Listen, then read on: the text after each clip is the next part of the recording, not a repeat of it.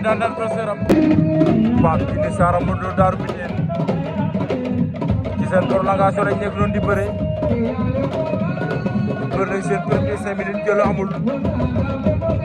ñu dellu bëre waa seen deuxième 5 minutes jël amul ñoom ñaar ku ci nekk nga avertissement la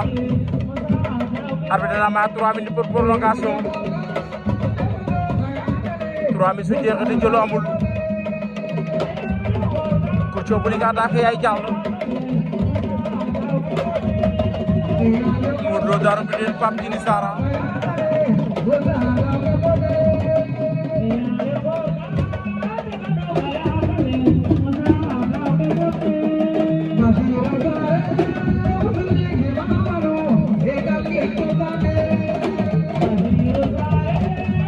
Pape Djiné Sarr Modou Lo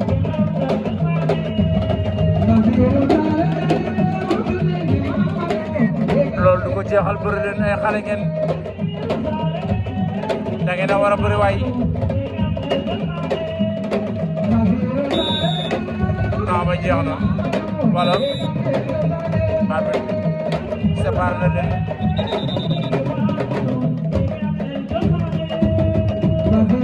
da leen biir waat combat bi ñoom ñaar jàppante dafa yàgg te ñoom ñaar def action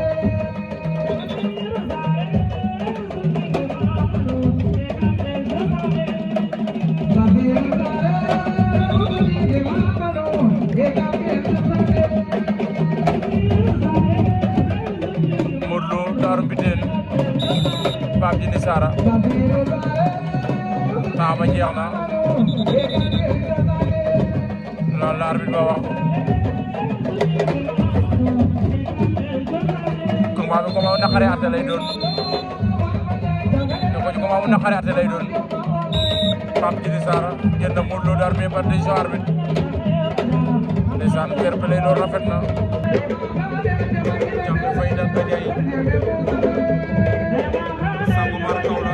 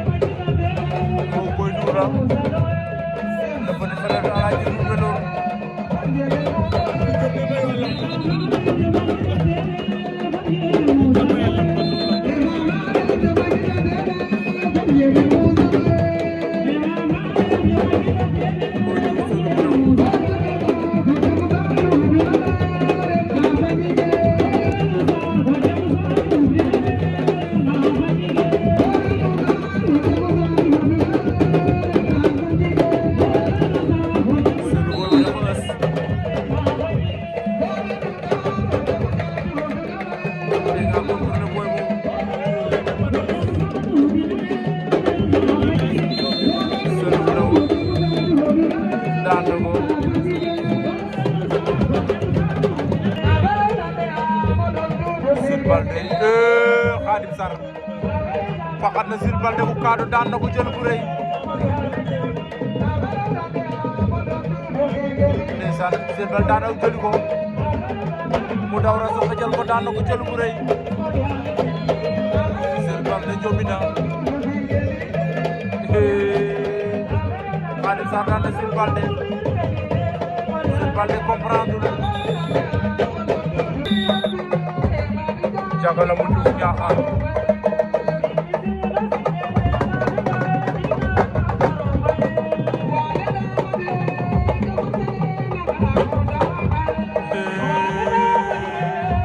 Langbar fii ne bi suka wër ko dobo da kay daan wala Langbar bi suka luy xew Langbar Mbisuka Mbisuka Langbar ba loolu wóor na Langbar a ngay jëkkal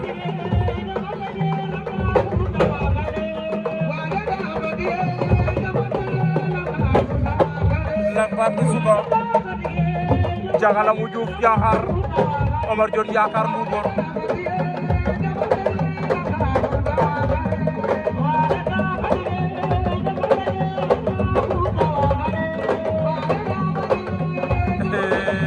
wadi nana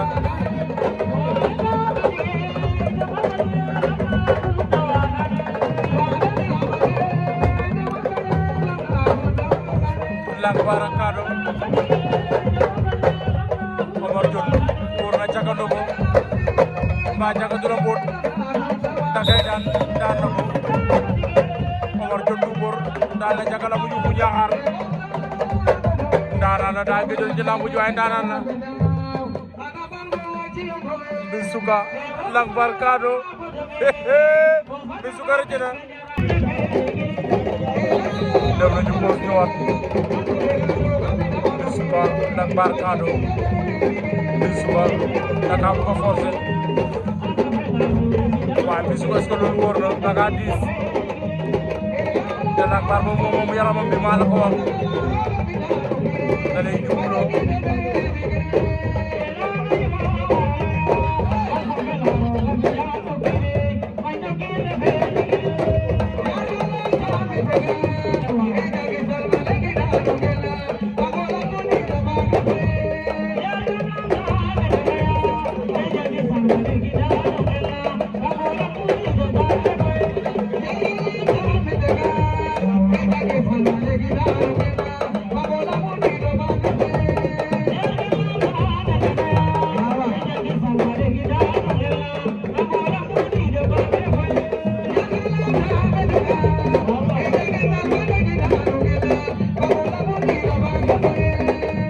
Langbar Mbisuka kawe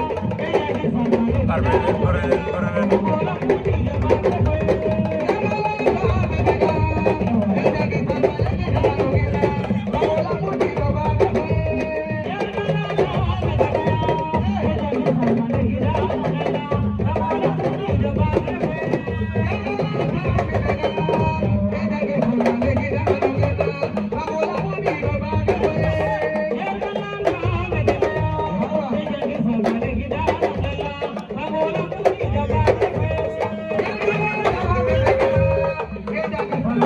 Mbisuka daka bëgg a forcer génne ko waaye Langbar lay daw def mu rotation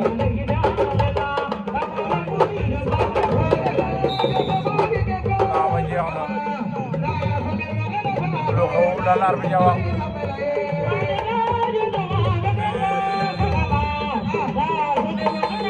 Mbisuka Langbar kado lu xew arbitre ay woote waat wala arbitre ay woote waat wala Langbar kado diggante Mbisuka condition arbitre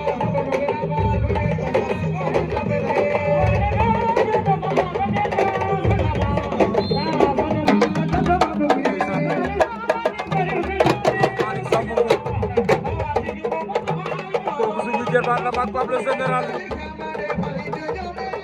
ndeysaan amateur bu mag bi kenn du moom Tos Malick Sambo Ngom face ay Ada Faye borom Daga Jaxate ndeysaan jëloo baatre ma jëloo Tos kooku jërbaat Pape le général na jërbaat daa mel ni yaramam dafa tàng de c'est loolu nee naa daanaanu lamb la te dafa am taxawaay ci lamb c'est loolu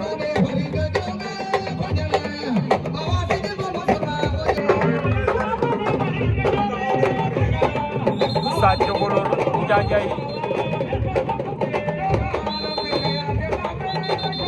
moo jur Dumba Sadj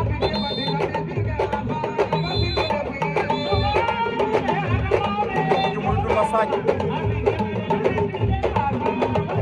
est-ce que jàppante bi dana arrangé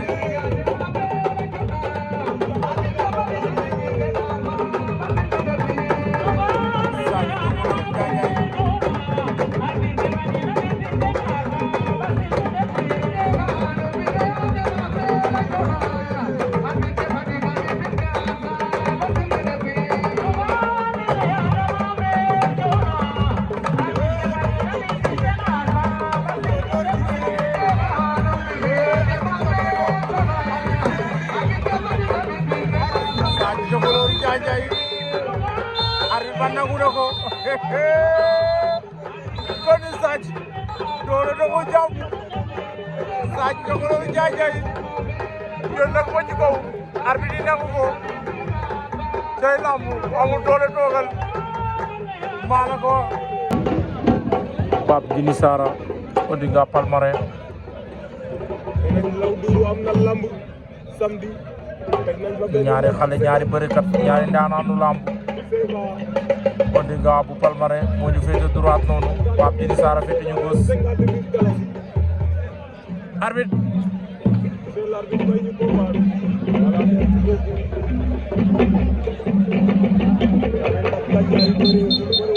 Odinga Pape Djily Sara daa mel ni Odinga day bañ jàppante bi waaye Pape kay jël ta kay daan Pape Djily Sara daan na Odinga de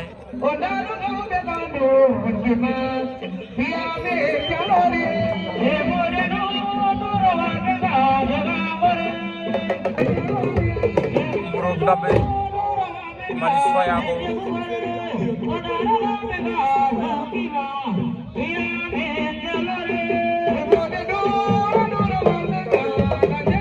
Mburoog Ndambe Manis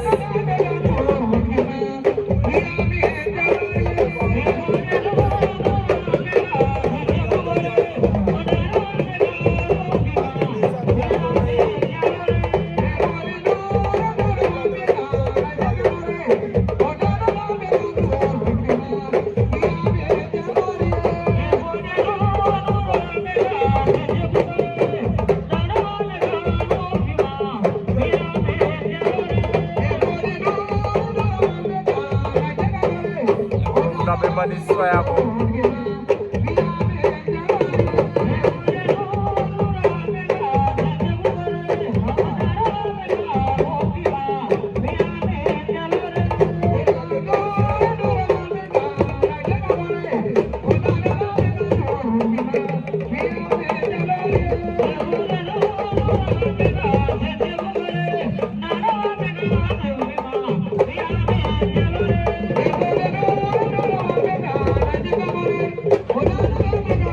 Ousmane Deme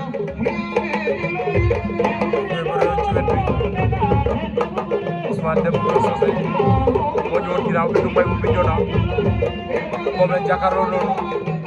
waaye Mburoog Ndambe Manis Fayango ñëw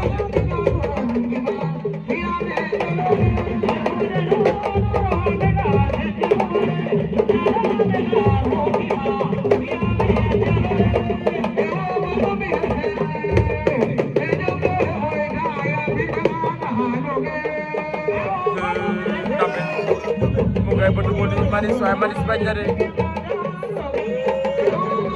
Manis daa mel ni jàmbaar am na ngëm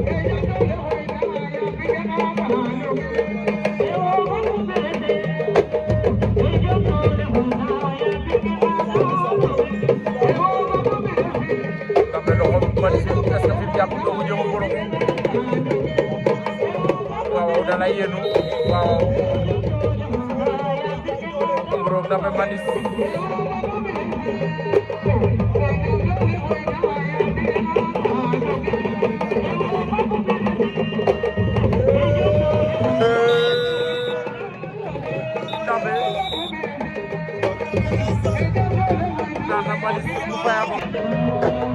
Jammeh Faye Ndaka Ndiaye Indépendance Diobène Tallene Etou Mbaye daan Ousmane Deme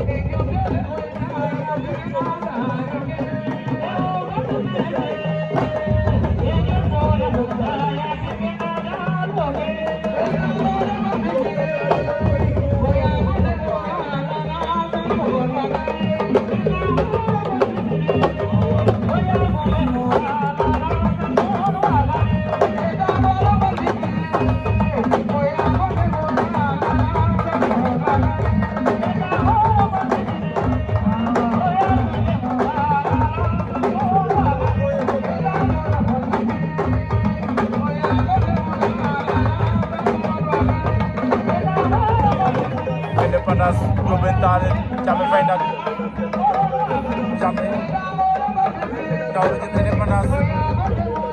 Modou mu mboot na Jammeh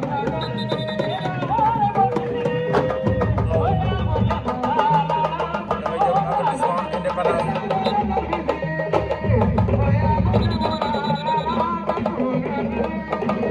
avertissement pour Jammeh Faye nag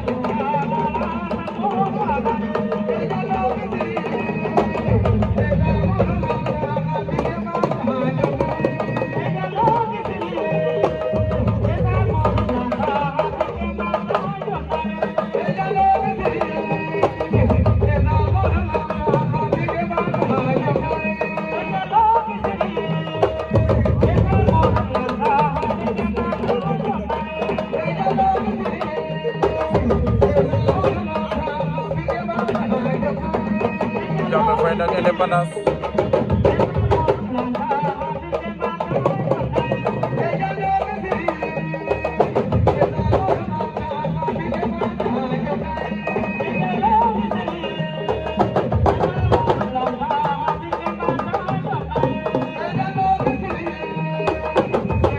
Jammeh loolu ngay bëre Indépendance deyuma feetam boobu soo ko moytu lay mboot maa la ko wax am na noo koy tafe sa ko lay mboot Jammeh Faye Indépendance Jammeh Faye lu xew waxoon naa la ko Jammeh waxoon naa la ko Indépendance daan na la solo bu daw mooy ba doon deuxième combat waaye adversaire bi xamuñu ko solo am na ngemb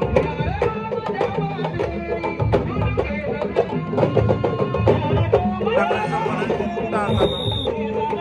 loolu doxul jàmm solo bu daw daan adversaire am loolu doxul jàmm maa la ko wax kar macha Allah day sige jow daan na ko jël bu rëy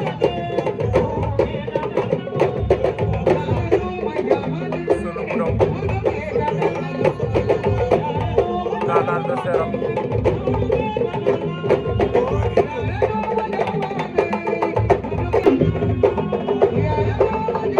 général Saloum Khadim Sarr gaal gi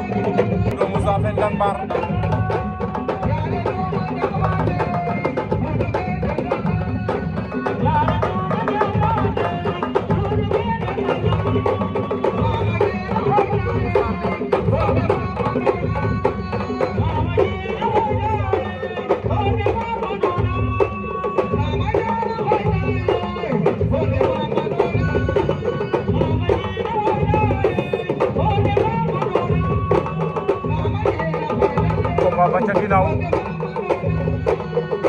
Omar Dione Yaakaar bu Ngor ak Lam Toro bu Faasa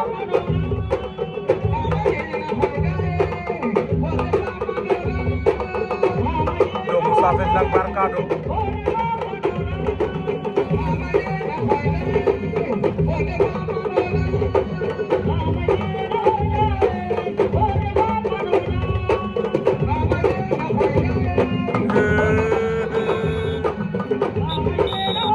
Lam Toro Fass Mbot na Yaakaar bu Ngor daan na ko Lam Toro daan na Yaakaar ndeysaan Yaakaar bu Ngor ko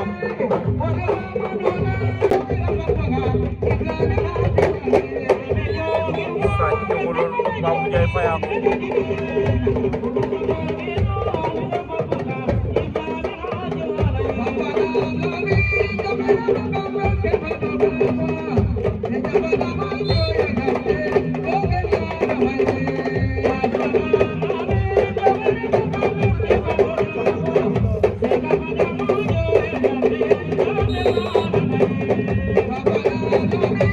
Pape Djiné Sara borom Gambe on va faire attention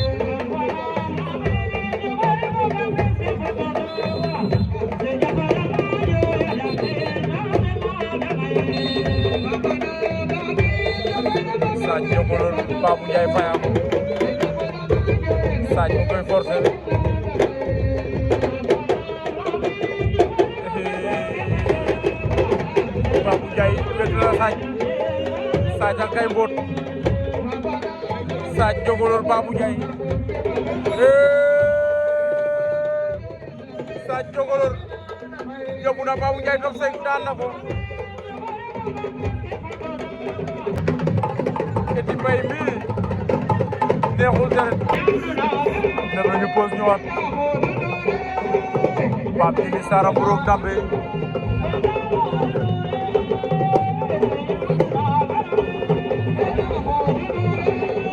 waaw bëri na seen première semaine yu métti laale nañu ñoom ñaar ku ci nekk xam nga ni sa morom di saf ku ci nekk toog sa kaw gar déglu sa morom nee naa la ñaar ñi 1-1 la ci saison bi confirmation ñoom ñaar ku ciy confirmé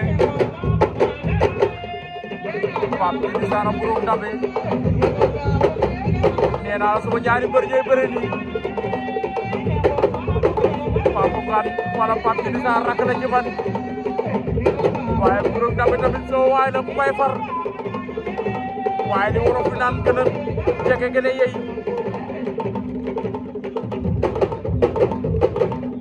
borom Gambe Pape Djiné Sara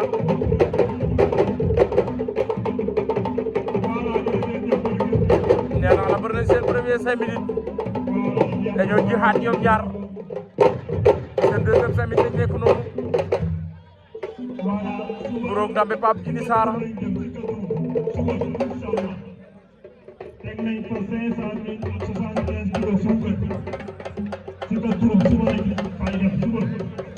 rendez-vous suba ci Katoum teg nañ fa 500 000 ak 75 kilos sucre pour weeru koor ñun ñëpp nañ fa daje incha allah. Memang na independence mi nam kolum le velano dambe Eti Mbaye Eti Mbaye ku bijona Ndambe da ka bëgg a bët waaye booy baa ngay tere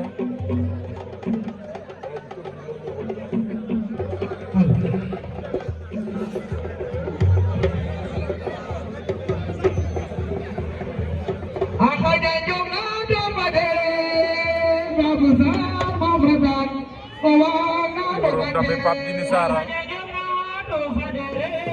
nee naa la ñaari seen combat du neex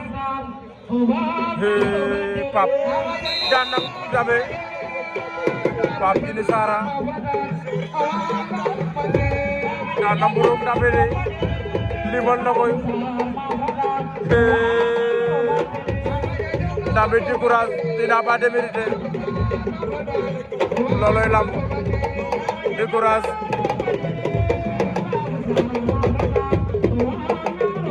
borom Gambe Pape Djiné Sara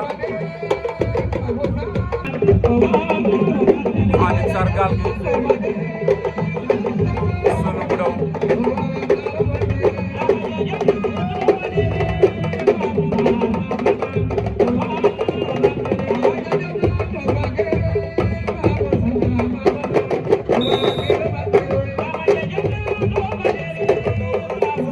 sunu bu daw gaal gi mooy premier quart de finale bi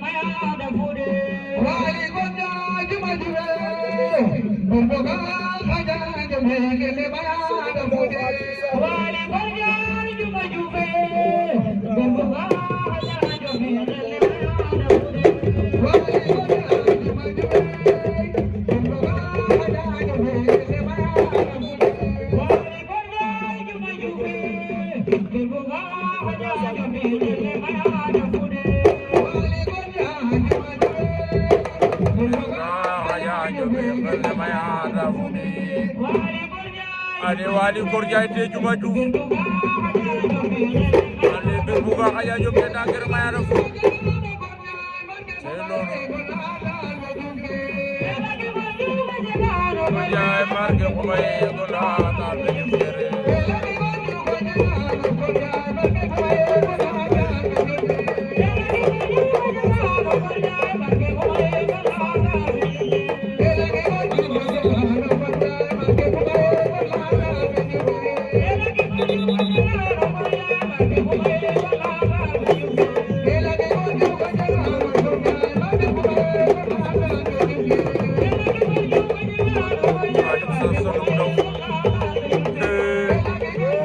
Khadim Sargal gi sëñ bu ndaw Khadim Sar day dee sa tànki doole doxul jàmm sëñ bu ndaw daan na Khadim Sargal sañ jugulul nit ki fata jogoon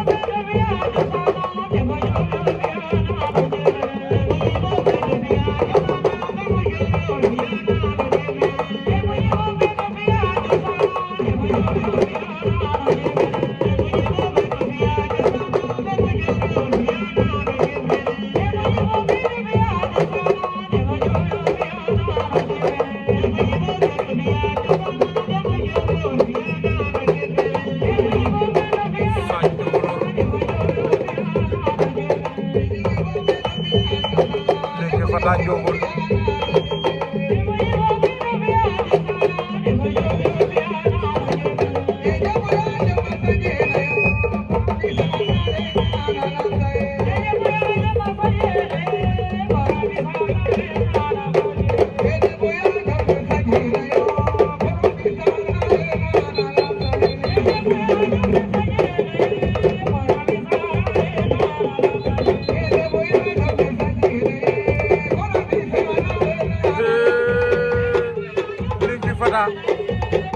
grâce na sañ ca ko sa suuf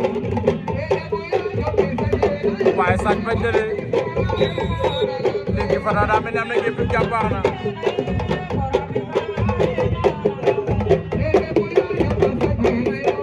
sañ jogoloon léegi Fata jogol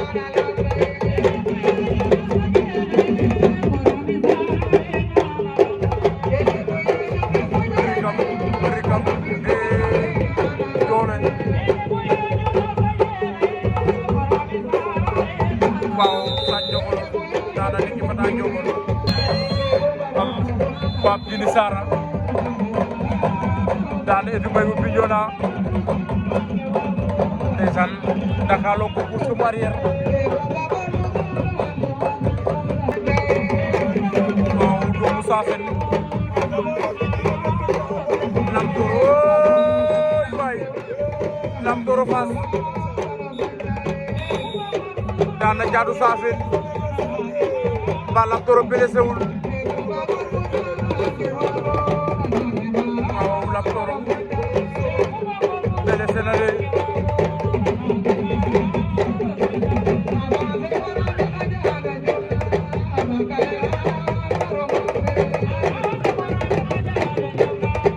Lam Toro daa blessé leen blessé lu moo baaxul waaw deuxième demi-finale ba nekk nii diggante Sadio Njogoloor la ak Pape Djily Sara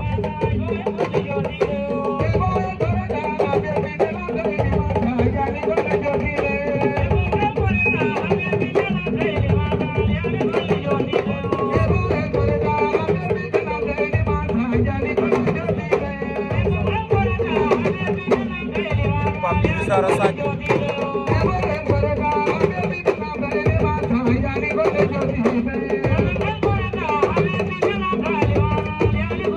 Sadio Jokalante moo ñu tëjee droite Pape Djiné Sara féete ci gauche Sadio daw na jël ko waaye Pape da kaa xëjal mu jàll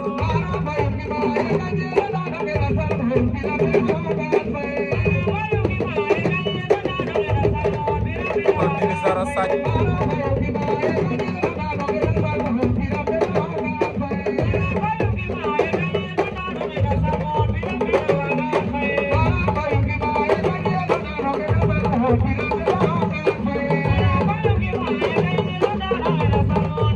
Pape Djiné Sara Sadio Jokalante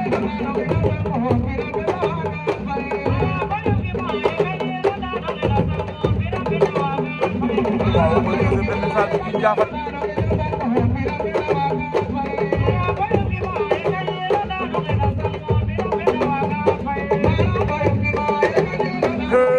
Lam Toro solu bu ndaw ñu koy bëri ca ginnaaw Seul mu koy kotu Lam Toro di ko boot Seul mu daw Lam Toro dañuy génn wala waaw ñaar demi-finale ñaar demi-finale soog la Seul mu daw Lam Toro Fass Sadio Jokalante Pape Djiné Sara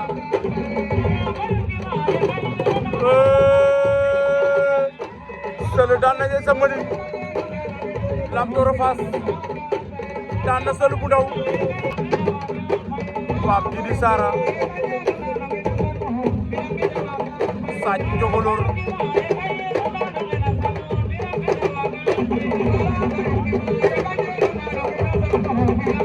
Sadio Pape Djiné Sara mooy deuxième demi-finale ku ci daan Lam Toro ngay am finale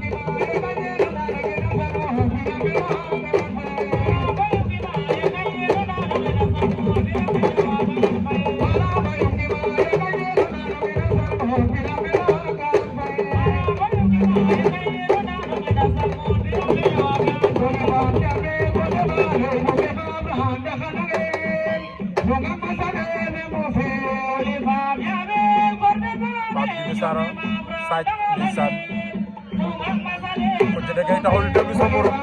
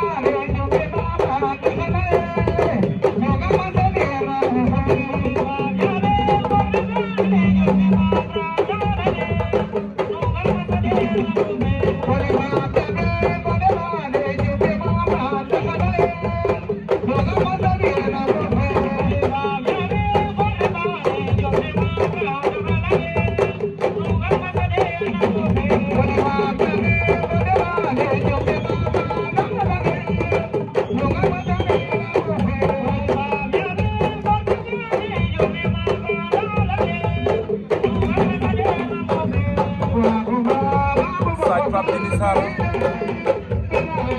waaw ba nga dem ci ginnaaw di ko wét waaye Sadio da koy jëm a bloqué waaw wetu Sadio boobu doon ñuy def na gaaw sinon pas da lay mboot loolu fooram la loolu loo ciy def na doon lu gaaw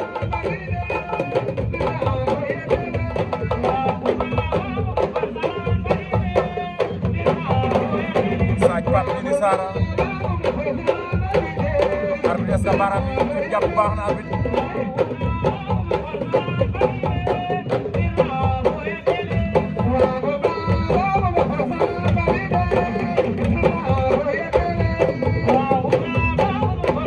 Sadio sol na ko ndax takk na ko moom ngay forcé waaye Papa ngay rikam ca suuf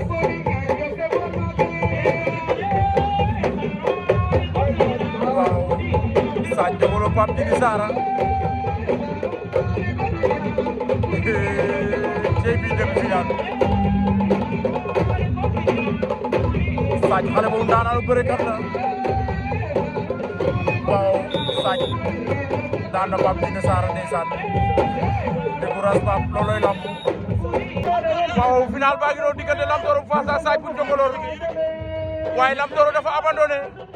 daa mel ni Sadj lañ jox victoire Lam Toro lu xew waaw mais non ba muy bëre sama quart final bi ma waaj ci bët sama sëriñ daa mel ni daw quoi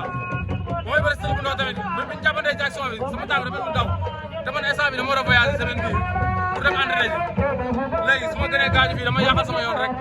lamb yi yemul fii kii xamante nañ maa ngi moom mos nañu bëre xamante nañ baax mos ngeen bëre yéen ñaar kon combat bi revanche la woon il paraît que zone bi moo am problème dafa dëbbuwaate Sadj Njongolor mbër siyaar nañ la waaw ñu ngi lay delloo siyaar waaw il paraît que sa adversaire dafa abandonné yéen ñaar a taxoon final loo ciy wax waaw loolu moom day am quoi ñu ñëpp ay sportif lañ li ko dal yenn saa dañuy dal kon bu ko dalee dañ koy ñaanal wér quoi waaw Sadj day wax ci lamb ji ñu gis mbër ay champion gars yëpp daje fi mais tey da nga jël sa combat au sérieux boo taxaw final day jël lamb ji looy wax lamb la rek affaire yi moom kenn mënul kenn affaire bi natt la rek ku war a teggi rek da ngay teggi waaw affaire yi nag metti woon na quoi wax ji bëri woon na mais lamb la ñuy dund Sadj day wax waa Njongolor ñi lay jàppale dëkk ma Njongolor nag waaw lu tax kon Sadj Njongolor bi lu ko waral dama fa doon dal da nga fa doon dal waaw man waa Kounoune laa ko wax ok Kounoune génn di ki waale di lancer waale message ok di nuyu sama waa dëkk ñëpp xam nga di leen wax ñu gën a ñaan rek waaw aca waa Sadj kon aca merci bonne santé bonne continuation pour le reste boy pulo ndeysaan Sadj Mbok kon moo jël lamb ji ci kaw Lam Toro bu Fass Lam Toro dafa abandonné ndax dafa am blessure General TV don't give me that, give me all camera.